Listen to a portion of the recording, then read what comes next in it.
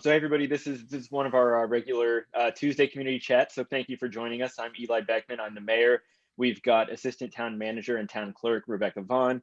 We've got our Code Enforcement Officer Mike Moriarty. We've got Public Works Director RJ Suko, Planning and Building Director Adam Wolf, Parks and Rec Director Ashley Howe, and we're going to have Councilmember Leela Mongan, who's our newest council member, is going to be joining us, as well as Town Manager Todd Cusimano, who's going to be a little late, but he'll be joining us. And we are joined now also by our Fire Chief Ruben Martin. So we appreciate everybody being with us. I don't have too much in the way of updates, so I'll keep it real brief. I think the only thing that I really wanted to share with folks is that we're continuing to do some great work fine-tuning the latest draft of our climate adaptation plan. Again, that's really a long-term kind of visioning that begins to sort of lay the groundwork for the discussion we're going to have in the coming decades of how are we going to protect Corte Madera from flooding and wildfire, which are the two biggest threats that climate change poses to our town. And I think that this kind of strategic planning document is going to be a really important step forward and lay the groundwork for both the community and future town councils to kind of address these issues as they get worse going forward. So that's all I wanted to share now. With that, I think we'll go through any quick updates from department heads, and then we'll turn it over to Leela if she would like to just introduce herself and say any words, and then we'll open it up to the public for any questions, comments, or anything else. So any staff on the line that would like to give any updates? Yeah, Adam. Yeah, I'll certainly just want to put a announcement out there, or a note out there for folks who are interested. Again, I've been mentioning this at our community chats in the past, but we're working on objective design and development standards. Basically development standards for multifamily housing development in response to state legislation that sort of bypasses our local discretion. So I think I'd like to just note we're going to have a workshop on April 27th. It's really intended for public to become, if you're not familiar with this, it's a great opportunity to sort of learn more about what we're working on and what's going to be coming before the Planning Commission and the Town Council in a few months of time. But that is April 27th. It's a regular Planning Commission meeting. It's a workshop with the Planning Commission and our Technical Advisory Working Group, of which our mayor is a part of. So that's, again, a good opportunity, 7 p.m. So please, we have a website about that too. Please reach out to me if you want more information. Also consult our website on that. So. Great, thank you so much. Any other updates from our fantastic department heads before we get rolling here? Yeah, Rebecca, and then RJ. Thank you, Mayor Beckman. Not so much an update, just a reminder that our application period for our annual recruitment of interested applicants for boards, commissions, and committees is currently open. It closes next Monday, the 19th, and the announcement is on our website and next door in the newsletter. Beautiful, thank you. Just real quick, Mayor Beckman, just want to remind the community that we're having our Project Home Key, or the Casa Buena Community Forum. It's an engagement discussion with the community this upcoming Monday, April 19th from 6 to 7:30. And we'll have various members of the community, organizations that are directly involved in the project, representative, along with town staff and town leadership as well. So is that basically like an opportunity for the public to check in and ask any questions they may have about how everything's going there? That's correct. We're going to provide a general overview, and then we're going to have a question and answer time allotted for questions and answers, and some feedback opportunity for us for our working group members to answer those any questions the community has that they may have answers to, and then perhaps open up some dialogue for what forecasting and projections may look like in the future. So we were somewhat behind the curve months back when the announcement came out that there was a sale in process, but now we're trying to stay at the forefront of providing as much information as possible as it becomes available. So that's a open opportunity for community to engage us on anything related to that project. Great, thanks so much. Sounds like a really good opportunity. And we'll go to RJ next. Yeah, just a quick update. Really a thank you more than anything for everyone who participated in two of our engagement opportunities. One was, as Mayor Beckman mentioned, we had a second formal comment period for the climate adaptation plan, which closed. So we're going through all those comments, reviewing them very closely. And so I appreciate everyone who took the time to provide those comments. And then secondly, we also had a similar comment period for our LED conversion, that is converting our street lights to LED bulbs. And we got I think about 140 comments on that, so that's great. And so that'll definitely help the design process to try to get everything, dialed in as close as we can on the first go around. So thank you everyone for participating. That's awesome. Thanks so much, RJ. Any other updates from staff? I know Todd will probably give an update when he jumps on. Yeah, Ruben? Thank you, Mayor Beckman. Just kind of wanted to remind everyone, I believe MWD did a presentation at the last council meeting talking about the state of the water district, especially in relates to this continuing drought that we're having. We had a couple short years of recovery, but unfortunately it looks like we're hitting back into a drought season. So what does that mean for us as Corte Madera residents? It just means that we're going to probably have similar type of fire behavior and activity that we've seen over the last couple of years throughout the state. If that doesn't worry you, we've got a report from San Jose State basically looking at April's live fuel moistures, basically how much fuel is within the brush this time of year, and they're hitting already at the critical levels, which normally we see those in August and September. So it's already telling us that the bigger fuels like your trees and so forth are already stressed. So any kind of fire activity may cause a fire to get out of control fairly quickly. And then aside from that, on the disaster preparedness side, I know we always concentrate a lot on fire here. However, I just don't want our residents to forget that we're also an earthquake country and that earthquakes can strike anytime, especially they're basically unpredictable. They're not similar to your red flag days where we can sort of predict when these fire behavior days are going to be. Earthquakes don't provide that predictability. So please review your disaster plans with your family. Make sure your earthquake kits are up to date. Go on to readymarin.org and take a look at their disaster preparedness site. And then if you have any questions from there, feel free to reach out to us here at the fire department. We'll be more than happy to direct you in any direction we possibly can. Great information. Thanks so much, Ruben. Anything else from anyone before we get rolling here? And if not, I would like to say hi to Leela. Leela is our special guest today. She's our newest council member. She was just sworn in at our last meeting on, I think it was April 6th.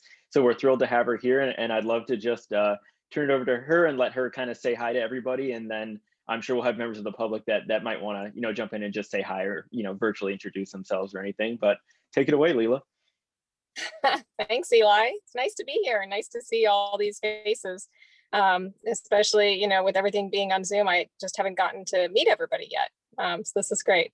Do you wanted me to say a little about myself? Sure. Yeah. Anything okay. You'd like. Okay. So I just joined the council. I was appointed when there was a vacancy, just was appointed last month and got sworn in at our last meeting. I've lived in Corte Madera for a little over 10 years now. I've got 2 kids, a 10-year-old girl and a 6-year-old boy. They go to Neil Cummins. We live in Madero Gardens, so we're just up the street from Neil Cummins. So my kids can take themselves to and from school, which is amazing. And we love it here. My husband grew up in Marin. He grew up in Sausalito. His parents still live there in the house that he grew up in. And so when we were ready to settle down, it was kind of a no-brainer to come back to Marin. And I'm really excited to be on the town council and looking forward to working with, the amazing staff that we have here and the amazing residents that we have here. So thank you. Glad to be here. Thank you so much, Leela. And we are thrilled to have you. And with that, we're going to open it up to members of the public. So we're just going to do, our regular Tuesday chat thing. If you've got any questions, comments, anything you want to talk about, no holds barred, just go ahead and throw your hand up on Zoom and we'll get you on here so you can go ahead and ask your question or share your comment. We're going to start with Barbara, then we're going to go to Lucinda. Yes. Hello, everyone. Thanks again for having these meetings. And I just wanted to be the first to welcome Layla to the town council. And you're a wonderful addition. It's very nice to see a female face up there. Well, Ashley's and Rebecca are there too, but I mean, a female face on the council, I mean. But anyway, I'm sure you'll be a wonderful addition. I really appreciate what you did in terms of the Casa Buena project, the formerly Homekey project. And yeah, and welcome, and I hope to see you around. I know you used to work for the city attorney's office, and I did too, so sometime we'll have to chat about that. Oh, I'd love that. Okay. Great. Well, thank you, Barbara. We're going to go next to Lucinda, followed by Phyllis.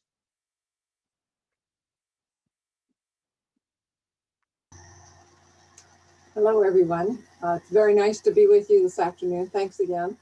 And Leila, I'd like to add my welcome to town government. You are very brave to face it. Thank you on behalf of all of us who are not. But, and I agree with her, it's very nice to have a female face in the council looking back at us in the audience when we get back into the council chambers. I did have a couple of questions. I wanted to check on the, I guess this would go to code enforcement, Mike. With regard to tree permits, that when one of my neighbors cut down a huge oak tree, it was absolutely beautiful, and it was not, at least in my opinion, endangering the electrical lines. What's the process on that? What kind of notifications go out to folks in the area? Well, that's a good question. So I don't have the specifics on the actual circumstances regarding the specific oak tree, but typically, unless it was ordered by the fire marshal for removal, and Ruben could speak to that, but I may need to follow up with you offline to find out the address and start a code enforcement case on this. Now, obviously, once a tree is gone, there's not a lot that can be done to correct the condition. However, we typically require replanting of another species, and there's fines associated. But I'm happy to talk with you offline, or we can continue the discussion here. Well, I'll do it offline with you, but it's my bad because I saw the little strip around it that told me there was going to be some kind of cutting done, and I should have called the town then. And yeah, well, I mean, I understand. You know, this is a fairly common occurrence where we get calls, and you know, typically on Fridays we get calls that hey, there's tree trimmers out in front of our neighbor's house. You know, we have Corte Maderans. We're very sensitive to the trees in our area, and we're trying to save those and protect those that are non-nuisance. But what happens is typically we get a call, and either myself or the other code enforcement officer will go out, and hopefully before the tree cutting starts, and we put a stop to that. And most of the time, it's some of the trees that are considered nuisance trees, and we want them removed.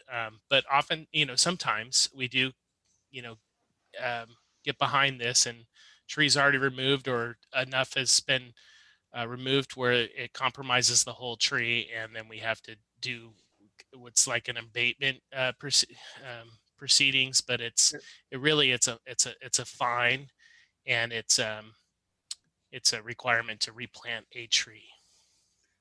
Okay, well, Lucinda, yes, by chance were the trees intermingled with power lines?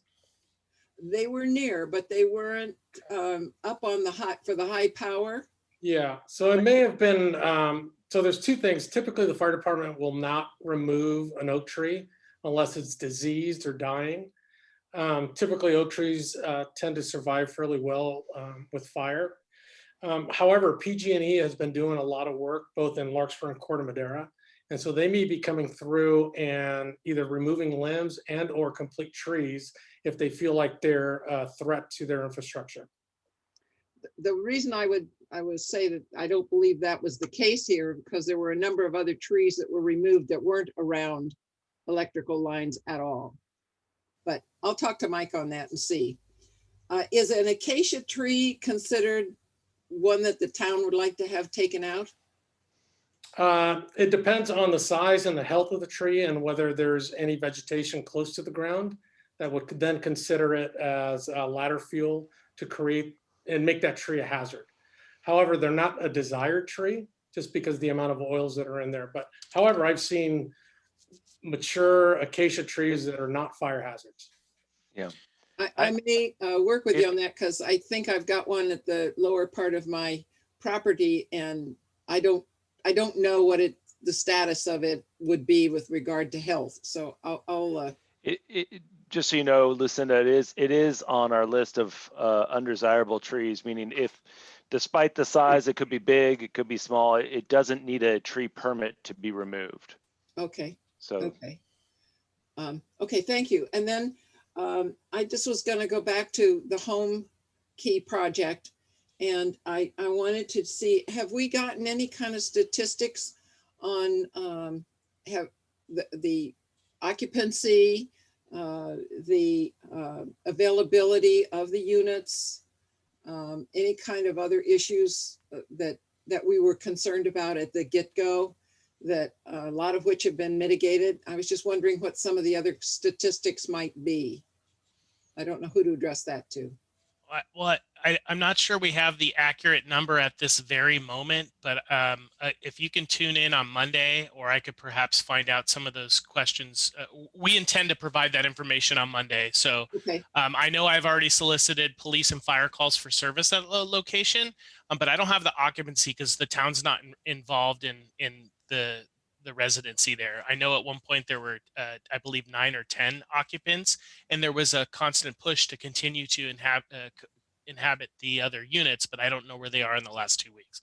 Leila, I don't know, maybe you know if you've talked to the representatives there, but again, come and talk with us on, and I'm not trying to defer this or pass this along, but we'll have all that information on Monday at 6 p.m. Very fine. Thank you very much, everybody. Thanks, guys. Alrighty, thank you, Lucinda. Lucinda, just on, since that topic came up as well, I thought I had mentioned, and this was in our Friday newsletter, but one of the folks who is facilitating our working group, Andrew Henning, he is actually holding a series of informational sessions on Project Home Key with the County of Marin. This is more of a general, it's not specific to Corte Madera, but it is, I think, a really good opportunity to learn more about Project Home Key. The state is considering a second round of home key funding. And so the county is trying to get ahead of this a little bit more than they did it last time, obviously, and at least just try to explain the purpose and the goals and what they hope to accomplish and get feedback from community members. So if you are interested in that program at all from a county level, it was in our newsletter on Friday. It's starting, frankly, I think it starts on Wednesday at 5 p.m., but it's about, looks like 10 different informational sessions that Andrew will be hosting through Opening Doors Marin, which will be a great opportunity to learn more about that program. So anyway, I just wanted to plug that since I know we've had a lot of community members interested in just that particular issue and that program itself. So the program that's going to be on Monday.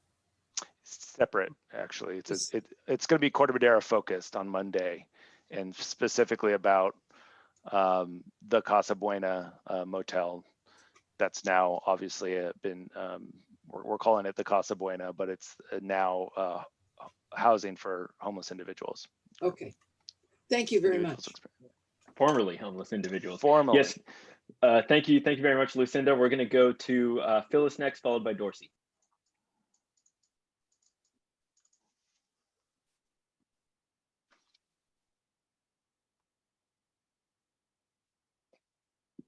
You saw my lips moving, if you saw me. Anyway, I'm sorry, I've been on Zoom a lot today. But Leila, welcome. It looks like you're going to be a really good council member. I'm very glad. I'm glad you came back to Corte Madera and that you have a real interest in our town, and that it's your town too. So welcome. Mike, and I'm sorry I joined late today, so you may already have addressed my question. But I was wondering, why did the Corte Madera Library close so abruptly? Close their building, and anyway, it was a surprise because they didn't say why. And I wondered if one of you might know why. I am aware that there was a fairly rather large permit for, I believe, windows and roofing, and I believe that's the reason, but maybe one of the other staff members are more familiar. I can jump in there, Phyllis. So the County of Marin, which is the Corte Madera Public Library, did a big re-roofing project. And at the time that they're doing it, they're installing upgraded fire protection systems. So they're putting in a fire sprinkler system and a fire alarm system throughout the building. So that's currently going on now. Great. Thank you. I'm glad that it was something really constructive like that that will help the building and all of us who use it going forward. Thank you very much, Ruben. Great. Thank you, Phyllis. Thank you, Mike and Ruben. We're going to go to Dorsey next, and then we're going to hear from Barbara again after that.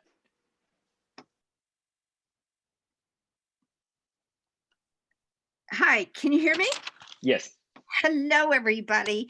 I'll try to be as brief as I can. It has been some time since I've been inside the rec center, but above the entry doors, there is a string of a number of framed pictures, all of men. I think it's high time somebody either removed all those framed pictures or replaced them with some of our very prominent contributing female members of Corte Madera. A number of times there has been an obit of a Dr. Connellan G, F-E-I-G. I don't know if any of you know her, but the obit on her is most impressive.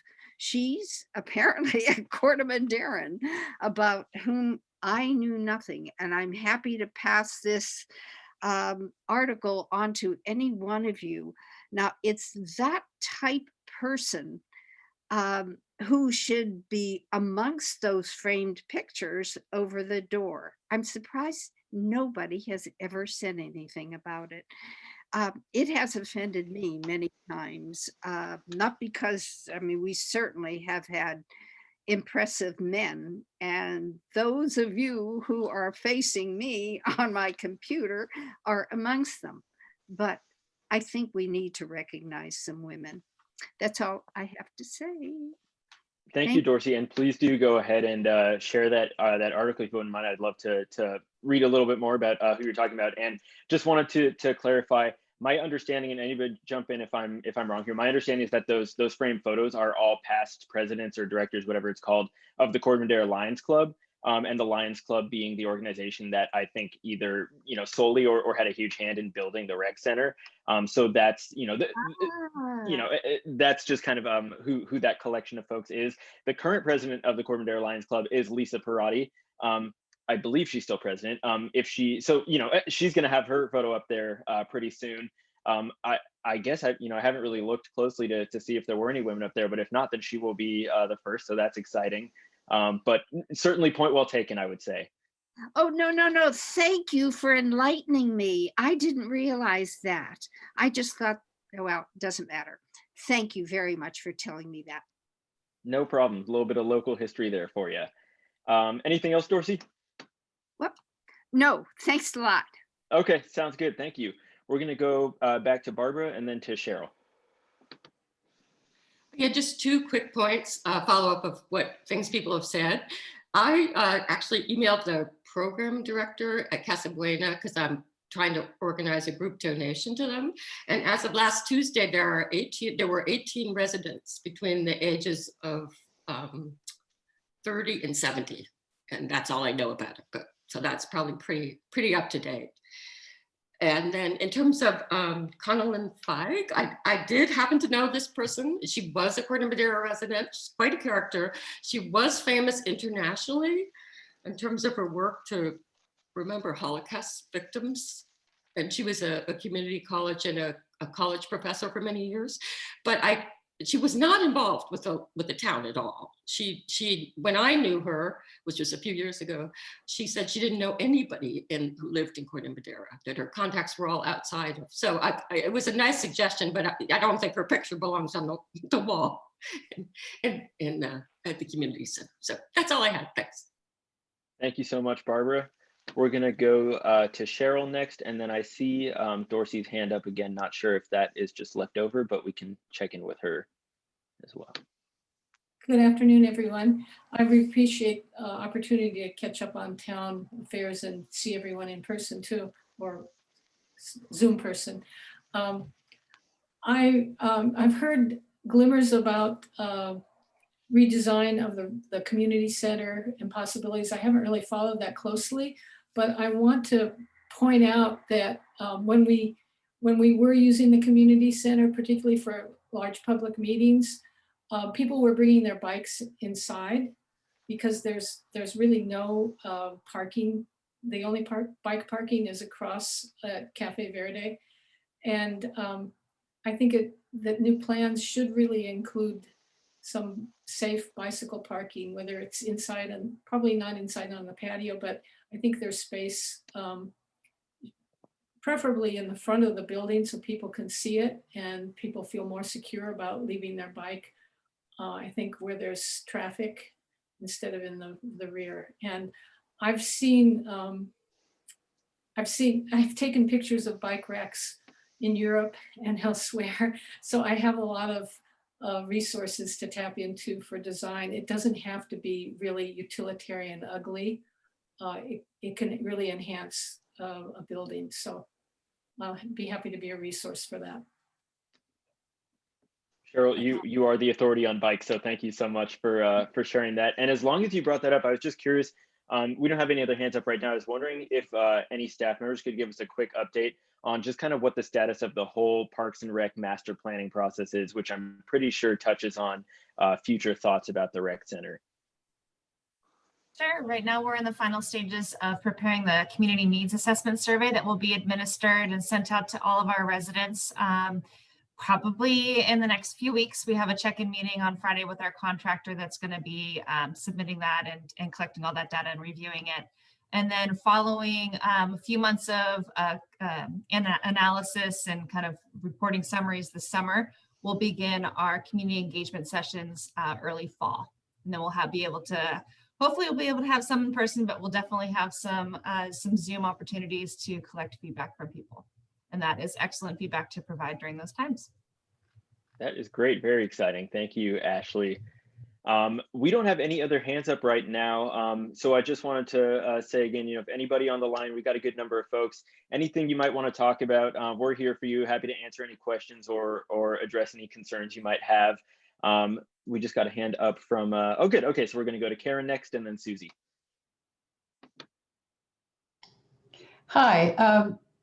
The last time I was on this call, I asked RJ about our streets, and I sent you, RJ, an email. I know it's not the only email you've ever received. No, I'll have to. But anyway, since then, there's now a lot of white paint on our streets. I'm over in Meadow Creek Station. So yeah. Creekside, Meadow Creek Drive. Yep. So it looks like that there may be something going on. There's a lot of white paint, and then there's a few places where there's red as well. So I'm not sure what that code means. Yeah, we did spend some time out looking at the pavement. So we're still kind of brainstorming.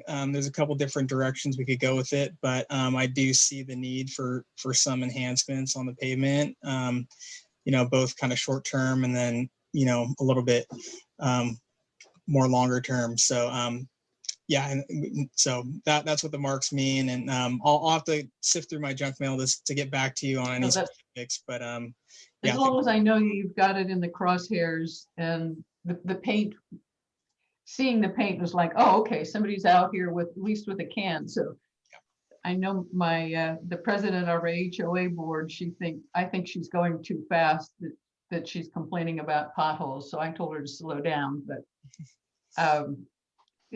If she asked me, say that again? It's officially on our radar. Yeah, that's all I need to know. The other thing that I have a question about is that I received the emails from the county with regard to COVID numbers. And so I'm a little obsessive probably about this, but I know that for Corte Madera, it showed up that we had, we were down to 0 Corte Maderans were diagnosed or tested positive. And now we're back up to 4 or 5. And I didn't know if the town knew what the status was of that and had any appreciation or feedback on, I don't expect to know who those people are or whether they live on the north side or the west side or the east side, but I just wanted to see if the town had any comment or observations about their awareness on how many people that resided in Corte Madera were testing positive. Yeah, Karen, maybe, I don't know if any of our staff members might want to weigh in, but I think I can tell you that my perspective on that is that I think in a lot of ways, especially, maybe not Marin as a whole, but Central Marin certainly is almost like one contiguous large community, right? If you think about how we've got, all of these towns bleeding into each other. So definitely see where you're coming from, where it would make sense to be understanding, where hotspots are, especially if they're in our own town. Was thrilled to hear from you. I didn't know that we had 0 active cases at one point, so that was great to hear, and I'm glad that it's still a low number. But my personal thought is just that kind of like, as far as COVID goes, right? They always say the virus doesn't respect jurisdictional boundaries, so there's no difference substantively between Corte Madera and Larkspur when it comes to COVID, given how much border we share, how intertwined we are, how residents are kind of constantly going back and forth between Corte Madera and Larkspur throughout their day-to-day lives. That would just be kind of my quick observation. We consider 4 or 5 or even 7 to be a fairly low number, and we as a town are kind of cognizant about that. Yeah, we can't tie it. In the past, we were able to tie some of the spikes and some of the issues we had in Corte Madera or in the county to specific events. And as the mayor said, there's nothing right now that causes alarm for us. One of the positive trends within the state, the county of Marin, per our county health official last Thursday, I think we're one of the tops in per capita with vaccinations.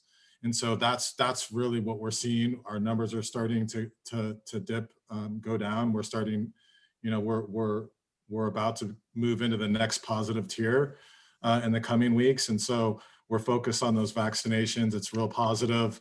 And just keep that education, make sure that our population, our community, we're getting vaccinated. We want to continue with that positive momentum. So that's. Yeah, I was on the supervisors call this, watched the supervisors meeting this morning, and I know that possibly next, I think it's either Tuesday or Thursday, if the trends continue as they are, that we could end up going into the yellow tier.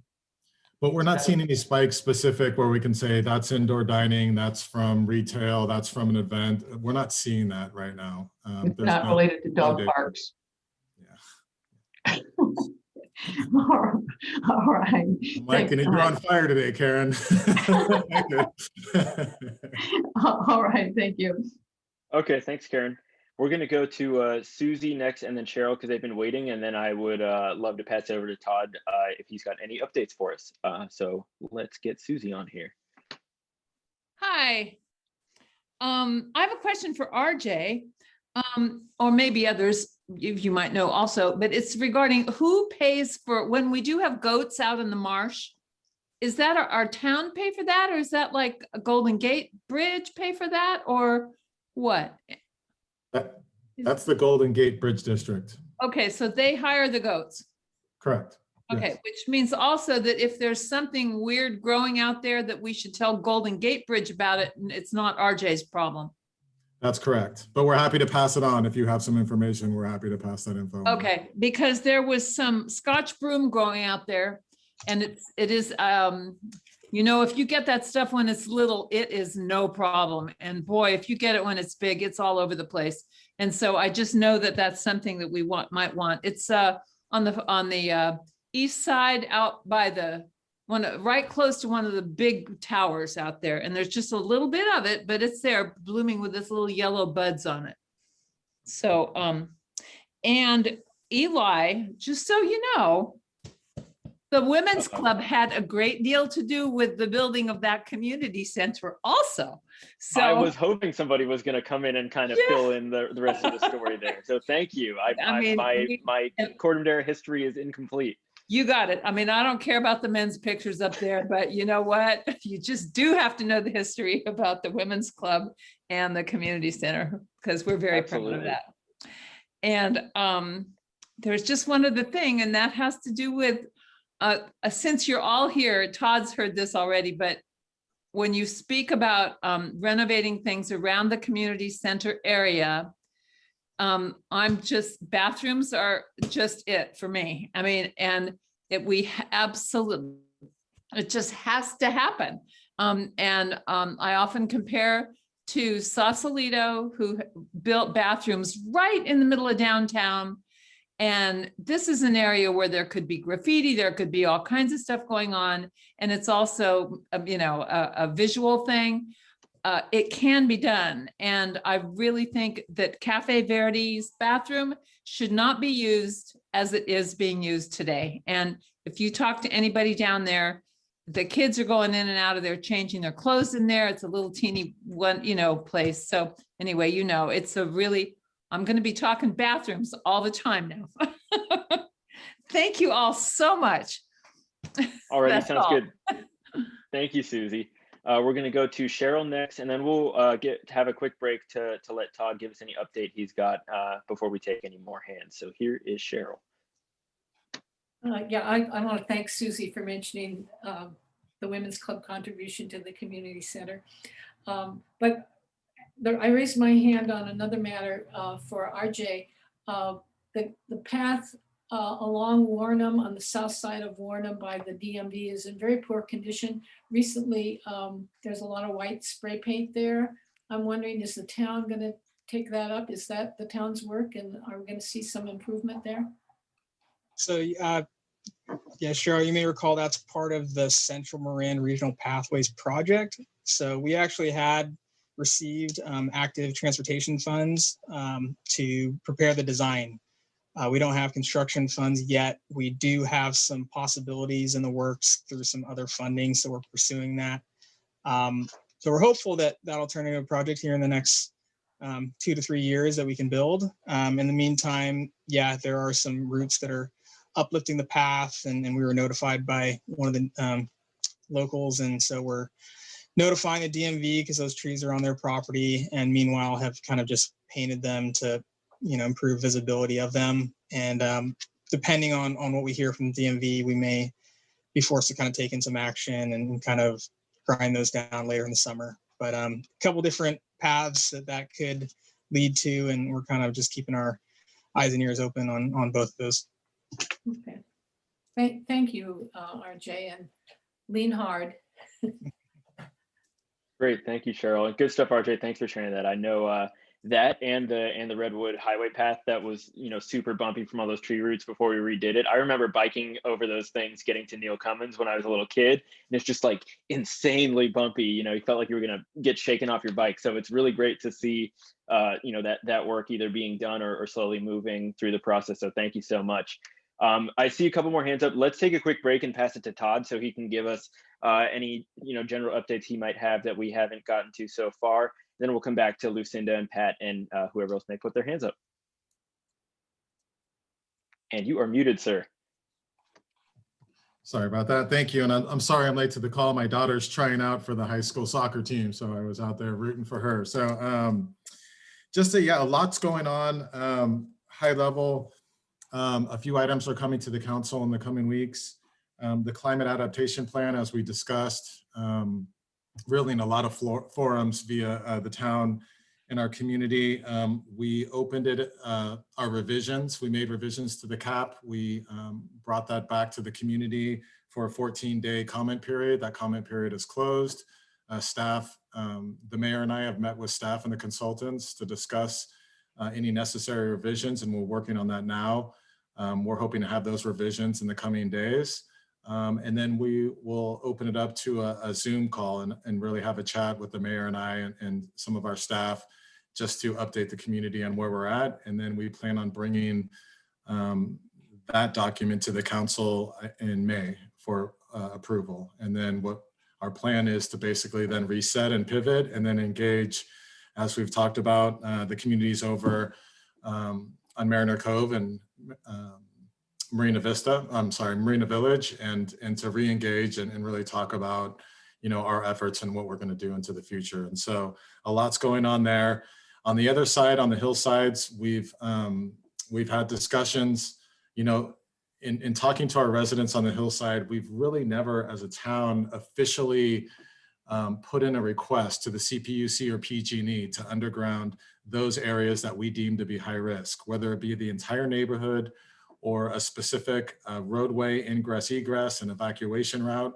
We've never officially put in a request. And so staff is working closely with some of our core neighborhood groups up on the hillside, specific to Christmas Tree Hill, Chapman Park, and the east side of Corte Madera, our 3 neighborhoods that are within the WUI, the fire risk area.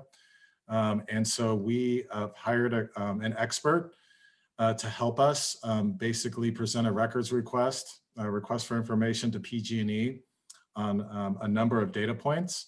And then once we have those data points, our expert is going to analyze those. And then we're going to also, at the same time, do a survey to the community of how you've been impacted specifically to power shutoffs, down power lines in our community based on the data that we receive. We've had some specific neighborhoods that have been majorly impacted over the past couple of years. And so we're going to take that data, put it together, and then provide a formal request and use all of our political weight to ask and really demand PG&E to consider, and the CPUC at the same time, specific projects within our community. And so that is in process. We hope to have, you know, that survey and have the data for that and the data analyzed from PG&E over the coming months. So look out for that. We're going to use our communications team, Mike Moriarty, to really engage the community and share that. You know, this is a follow-up to the discussion from the CAP as well. We have some information in a page that's dedicated to this conversation, and we'll update any of our findings through this process as we go as well. You know, as we talk about this document, you know, it's meant to be a living document. And so we'll constantly be updating it. And so the 2 updates after council approves this in May, if they do approve it, would be the follow-up from our 2 neighborhoods that we talked about on the shoreline, and then any updates for the hillsides that we'll update in the next 6 months or so. On the other side, the town hall project is coming back to council in May. And really the discussion at this point, the project has been approved by council, but there's been a lot of discussion where I think council and the community felt it made a lot more sense to actually start over and not try to renovate the existing building, but to actually knock it down and rebuild it. And we felt, you know, I think the council and the community, the comments were that it would save money and time, and it seemed to be the right way to go based on the current deterioration of the building. And so staff has reanalyzed that and put together a plan. And so we'll bring that back to council in May. On April 20th, we're coming to council to ask, after a number of meetings that we've held, to ask for approval and guidance moving forward on our pension obligation bonds. It's really one of the last tools in our toolbox of really 8 years of reforms and efforts that we've made with unfunded liabilities. And so this is one of the last pieces that we want council to consider and give us direction on. At the same time, we're going to talk about the financing plan for the town hall building as well. So we're going to talk about both of those at the April 20th meeting. So there's a lot going on. As you may be aware too, that we're receiving $1.8 million in federal monies. As the businesses and our residents also from this rescue plan have received monies. We're going to receive it in 2 allotments. We'll get $900,000 and some change this fiscal year in the next 60 days. And then same time next fiscal year, we'll get the second $900,000. What staff is going to recommend to council for this first $900,000 allotment it's to basically take $300,000 of that and put it towards some of the losses that we saw in rental assistance to our shopping center, our town-owned shopping center, Park Madera Center, and to take the other $600,000 and offset losses to our transient occupancy taxes. We've lost about $600,000 to $700,000 this last fiscal year. Going into next fiscal year, which we'll start talking to council about the next year's budget in May, June, would be to set aside that $900,000 allotment to really evaluate at a later date any needs within our community, our business community, and with our residents to provide support. I know the mayor and our council have been pretty vocal that they want us to consider that and to analyze that. So that's how we're looking at those, that rescue package right now. And then big picture, the town is coming out, it looks economically. One of the last drivers for recovery will be tourism. And so in Marin County, in Corte Madera, and it'll be the transit occupancy tax with our hotels. That's going to be the last piece of recovery for us moving forward. There's some really exciting economic development things happening in town. We have 3 electric car dealers that have moved into the Village Shopping Center, really following the Tesla model of storefronts, which is really one of our major economic drivers, and really kind of setting the stage for us. As we've talked about the governor's executive order, really trying to move away from gas-powered vehicles by 2034, 2035. We've turned into this regional powerhouse of electric vehicles. And if you step back and think about, well, what's going to happen with the typical dealerships as we know it, when we get to autonomous vehicles and move to electric dealerships, there'll be changes within our community over the next decade. And some of the work Adam and his team and the Planning Commission will be thinking about will be economic development in those larger properties moving forward. And so there's some really exciting things happening. A lot of our sales tax projections have not taken into account these 3 electric dealers, but what I'll tell you, it is going to be a driving force over the next 5 to 10 years for us. It's going to allow us a lot of flexibility within our operating budget. And so COVID has been scary for all of us, but just kudos to the council, to the Planning Commission, to our staff for really thinking creatively through this process and using data to recruit and work with our large property owners in the business community to make it through this and really allow opportunity moving forward in economic development. So there's going to be some really great stories to tell. Looking forward to it. We haven't been able to get together and have a town hall meeting, but we're talking to the mayor now and trying to coordinate a date, maybe 2, to have some town hall meetings and to really share how the town's doing today and really moving forward. And so we're looking towards the end of May, June to have those a couple of town hall meetings, and so look out for that. And I'll just stop there. A lot going on, but we're really excited. We're really seeing our work plan come to fruition. Some really great work on the team with the team of our infrastructure projects and really everything going on. And Ashley, and within Parks and Rec, I've never seen this excitement and energy with the community, to the commission, to the special working groups, to the Corte Madera Foundation, with the schools, with our residents. People are putting out ideas and excitement of, hey, have you thought about this? And taking that literally in real time and vetting it and then coming back the next day and having a plan to execute it. It's really exciting. Our community needs this right now coming out of COVID. And so I'm really excited. And the communications, we can always do better. We accept the criticism, but the work that, Rebecca and Mike have been doing, past, present, and future, we're trying to be better. We're trying to do to engage and get out there and really just engage our community. And so with that, I'll stop there and we're happy to answer any questions. Hey, thanks so much, Todd. That was a very, very comprehensive update. A lot of fantastic information in there. We've got 2 more hands up right now, and I just want to make sure that we get to everybody who wants to ask any questions. So we're going to go to Lucinda next, followed by Pat. Hi again. I just wanted to follow up on the question I believe Susie raised it with regard to bathrooms in the town park. there's a building on the corner just across from the fire station. And it used to be a bathroom. It used to be a nice, I don't know about nice inside, but it used to be a permanent looking bathroom. And it's been locked for years. I don't know what the status of it is, other than the fact it's not operative.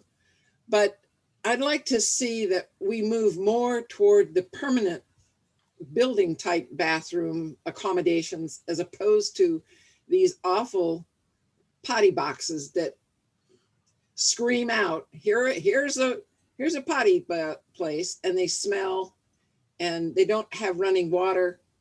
And I think Corte Madera has enough of pride to be able to have that kind of upgrade for the park. We have beautiful park. We need to have the full range of services in the park. And I really would like to see a regular type building. Hey, Lucinda, so I'll take a great comment, and I'll take responsibility for that. So a couple of things. So one, as you know, we put basically a $30,000 facelift on the current bathrooms out at Town Park, just to improve those. The building structure that you're talking about next to it, across from the fire department, that's used for storage for the maintenance team. Oh. They use that for all the maintenance that they do. They store a lot of equipment. But to your point, that's an opportunity. So if we want to make a change, expand our bathrooms, that's certainly one of the options. But one of the things that staff has been talking about, this master planning process of really taking all the good work that was done in the past with Parks and Rec, having our commission now re-engage, which they're doing now, we're going through that process now, to look at the town park as a whole. And what are our priorities, and what do we want to do, and what order do we want to do them in? Bathrooms are on that list. You have a couple of commissioners that are on this call that can speak to it as well. And so we're talking about bathrooms. In the interim, we agree, porta potties shouldn't be in our park. We're better than that, right? Yes. And so one of the things that staff is prepared to do, and coming out of COVID, we're kind of here now. And so we'll re-engage that. I'll take responsibility. But it's to look at the more temporary permanent type. I'll just say it's a step up in between having a permanent bathroom to a temporary when you have those large events where you have those more portable, more professional and better situated bathrooms that are on the trailers, where we have ADA access, they have water, and there's a little bit more I call temporary permanent.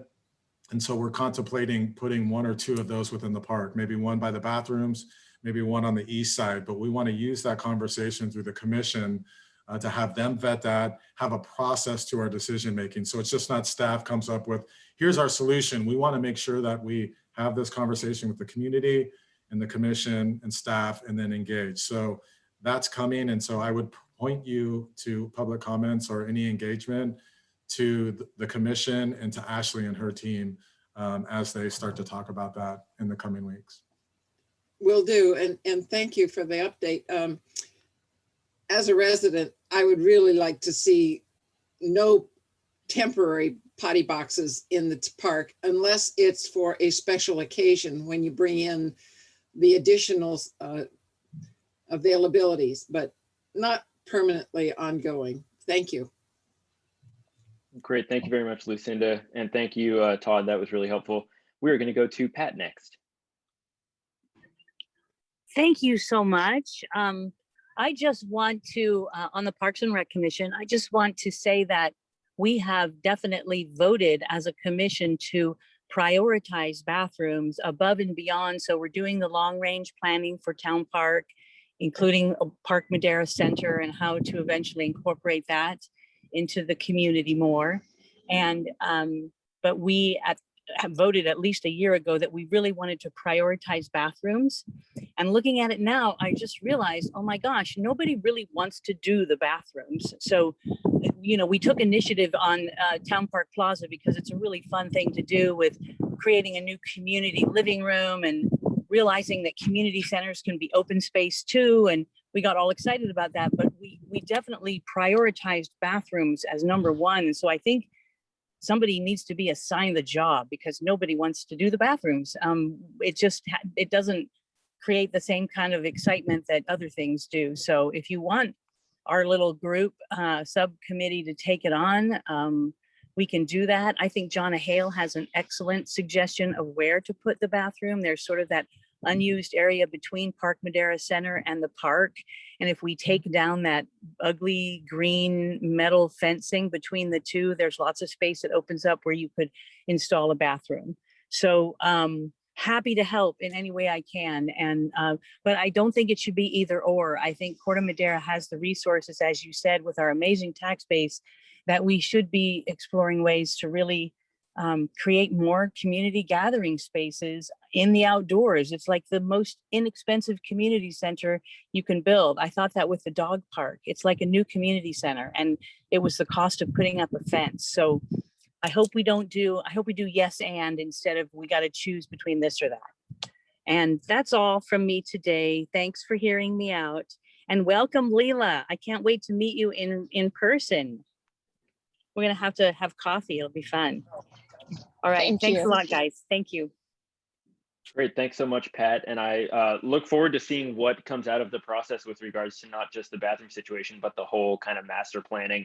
I like that we spent so much time today talking about bathrooms, because I think it actually shows that, there's recognition both among residents and among, local government that public bathrooms are a critical public amenity that have a really big impact on how, not just how hospitable, but how kind of usable and hygienic, our public spaces and our parks feel. So I always like seeing that there's no topic that's too small or too dirty for us to really dive into the weeds on. That's great to see. We got a couple minutes left here. I don't have any other hands up, so I'll make one last call. If anybody else has anything they want to sneak in here, otherwise we can disband, and we will see everyone hopefully on Tuesday for our next town council meeting. And no other hands going up. So I think with that, can I ask one, Eli? Yeah. Just curious, I think, but the concerts in the park, is there any chance any of those will happen this summer?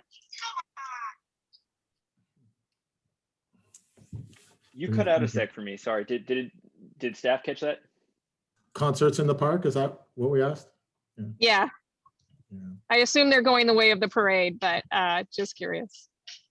Yeah, our parade, again, was officially canceled based on the data right now from our county health official. So, nothing would happen, until through July. And so now it's pushing us to August, and we're kind of a wait and see. But as soon as we get clearance and can do something safe, staff is prepared to do things in a safe manner. And Ashley, I don't know if you have anything to add to that. Agencies are in the same position, trying to facilitate and support some of our groups that put the events on themselves, as well as we're lucky that we have outside groups that want to do that. We're really watching the logistics and what the support is from the state and the county as far as verifying vaccinations and kind of the legalities that relate to that, as well as just how you monitor that and keep people spaced apart. We're constantly getting updates from the county, and we've got another call later this week. So hopefully we'll have a little bit more information. But as of right now, everyone's kind of like on a standstill. And I think that you remember, like, where things, with COVID, it just decision-making changed at the state and county level just constantly from day to day or hour to hour. And I think we're about to go through another evolution of that with vaccines. And as they see the data, I think the next 2 months, we're going to see a lot of twists and turns to recommendations. And so I think we're just going to have to wade through it as we go. But things are starting to look positive. So hopefully we can start to think about that. Great stuff. Good question, Leela. Thank you. And with that, it's 5 o'clock here, so I want to be respectful of everybody's time. I want to thank all of the residents that joined us and asked, great questions, brought up important points. I want to thank our staff for taking the time to be with us and answer questions. And I especially want to thank Leela for taking time out of her day to join us. It was a pleasure to have you here. And we are looking forward to continuing to work together. Thank you. It was great to be here. And I apologize for being in my car and now outside. I'm at my son's baseball practice, but it's good to No worries. Thanks so much for squeezing us in. It was great to have you. Thanks, everyone. All right, everybody. Take care.